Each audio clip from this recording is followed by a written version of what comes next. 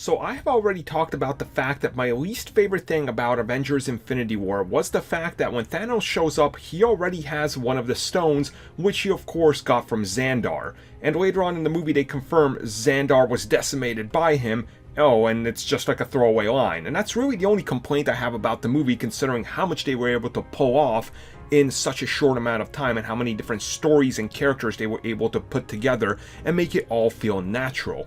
Well, recently the Russo brothers were actually asked this specific question. Of course, if you don't know, or maybe it's your first time here in CBC and you're not so much in the know, you will be shortly, but don't worry. The Russo brothers, Joe and Anthony Russo, are the guys that directed Infinity War and The Winter Soldier and of course Civil War, and they're going to be doing Avengers 4. They were directly asked on why exactly was this choice made? What was the reason? Because it's sort of an important moment.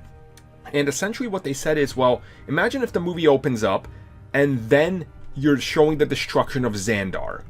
And then right after that, you go to where the movie starts out and it's the destruction of everything that's happening with Thor and, Loki's death and Heimdall. That means within 10 minutes you would have had two sequences where it's the same thing over and over. And then he shows up on Earth, so it's the same thing. So it would have been a little bit more of a rinse and repeat, and they didn't want to go and do the same thing over and over. So essentially they just decided to cut that scene out and just go with it. He's been to Xandar, he's already got it, don't worry about it. Let's tell you about the characters dying that you care about, which I get why they did it. Don't get me wrong, I 100% get it. And from a structural standpoint, I completely agree with them. It shouldn't have been in there. I don't think it could have fit in there even.